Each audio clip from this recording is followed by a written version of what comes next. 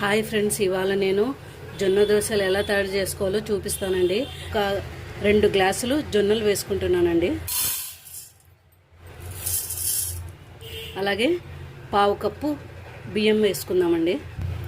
పావు కప్పు మామూలు బియ్యం తీసుకున్నానండి. మనము ఇంట్లో రైస్ చేసుకుంటాం కదండి, ఆ బియ్యం తీసుకున్నాను. మీ దగ్గర రేషన్ బియ్యం ఉంటే కూడా అవి కూడా వేసుకోవచ్చండి. నేను ఇందులో ఉద్దిబ్యాళ్ళు ఏం వేయటం లేదండి, ఉద్దిబ్యాళ్ళు వేయకుండా చేసుకుంటున్నానండి. 1 స్పూన్ మెంతులు వేసుకుంటున్నానండి. ఇప్పుడు ఈ జొన్నల్ని నీళ్లు పోసుకుని 1కి 2 సార్లు కడుక్కుందాము. ఉద్దిబ్యాళ్ళు కూడా లేకుండా ఇలా జొన్న దోశ పోసుకుంటే హెల్త్కి కూడా చాలా మంచిదండి. మీరు కూడా ఒకసారి తప్పకుండా ట్రై చేయండి. కడుక్కున్నాం కదండి, ఇప్పుడు ఈ నీళ్ళని పారవేసుకొని ఫ్రెష్ నీళ్ళు పోసుకుందాము. నీళ్లు పోసుకొని దాదాపు 4 గంటల సేపు నానబెట్టుకోవాలండి. ఈ జొన్నల్ని 4 గంటలు అయిందండి. కొంచెం నీళ్లు పోసుకొని మెత్తగా వేసుకోవాలండి పిండిని.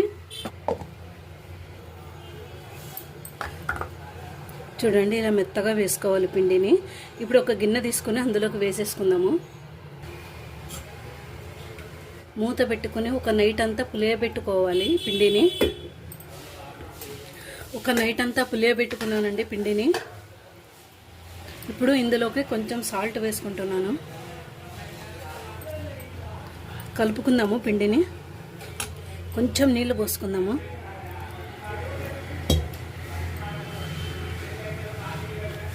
దోశ పిండి ఎలా అయితే ఉంటుందో అలాగా కలుపుకోవాలండి పిండిని. ఇప్పుడు దోశ పోసుకొని చూపిస్తాను.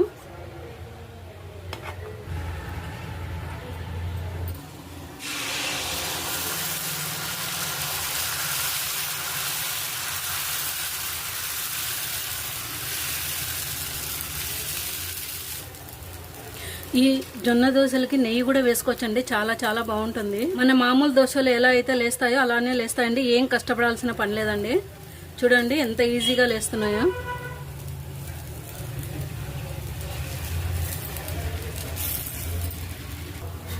రెండో సైడ్ కూడా కాల్చుకుందామండి.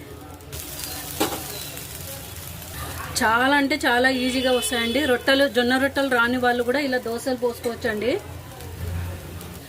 దోశ రెడీ అయిందండి. ఒక ప్లేట్లోకి తీసేసుకుందాము.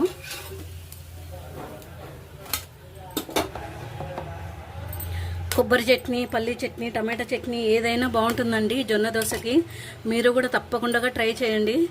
ఈ వీడియో మీకు నచ్చినట్లయితే నా ఛానల్ని సబ్స్క్రైబ్ చేయండి, లైక్ చేయండి, షేర్ చేయండి.